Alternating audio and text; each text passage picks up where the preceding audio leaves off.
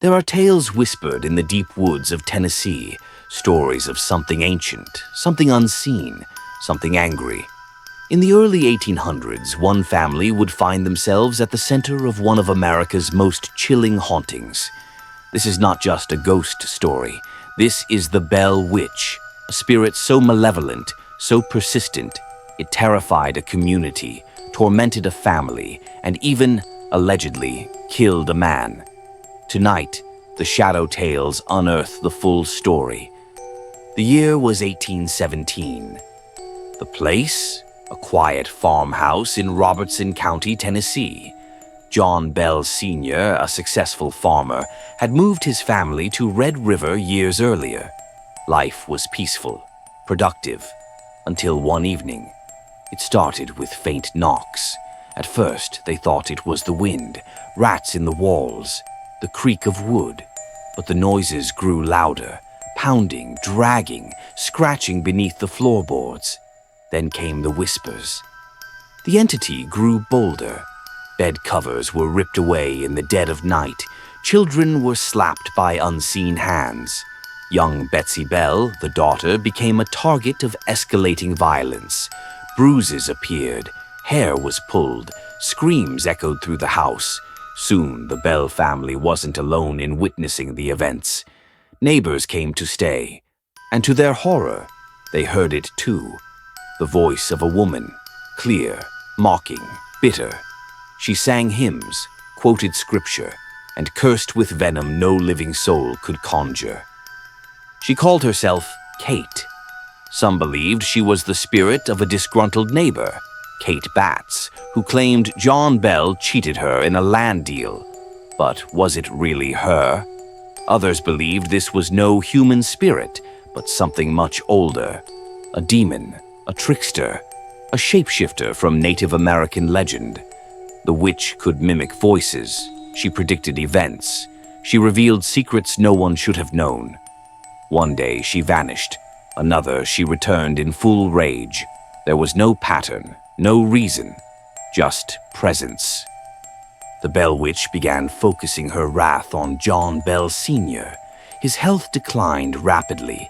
His tongue would swell until he could not speak. His limbs stiffened. He was plagued by seizures and collapsing spells. In December 1820, John Bell died. A strange vial of black liquid was found beside his bed.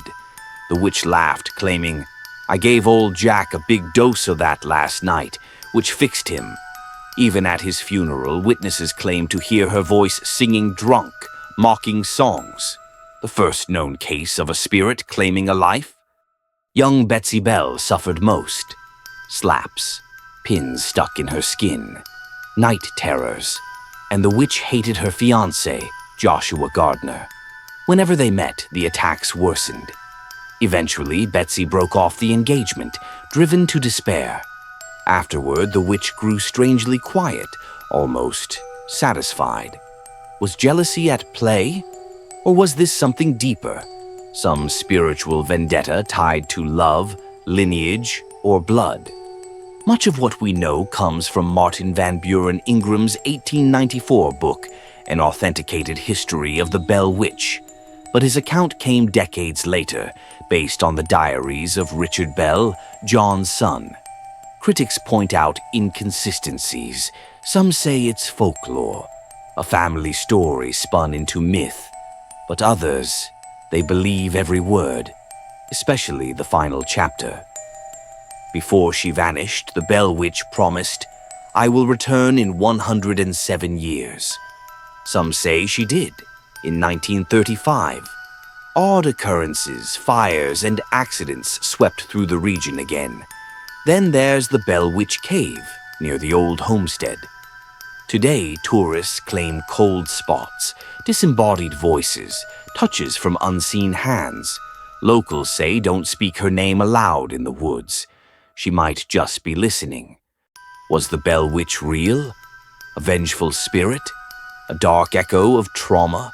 Or one of the most elaborately sustained folk stories in American history? Whatever the truth is, her story endures, passed from tongue to tongue, from firelight to flashlight. She lingers in the shadows of belief, and when the wind howls through Tennessee's hollow fields, some say she walks again. If this tale sent shivers down your spine, subscribe for more haunted histories. And if you've ever heard your name whispered in an empty room, maybe, just maybe, she's closer than you think.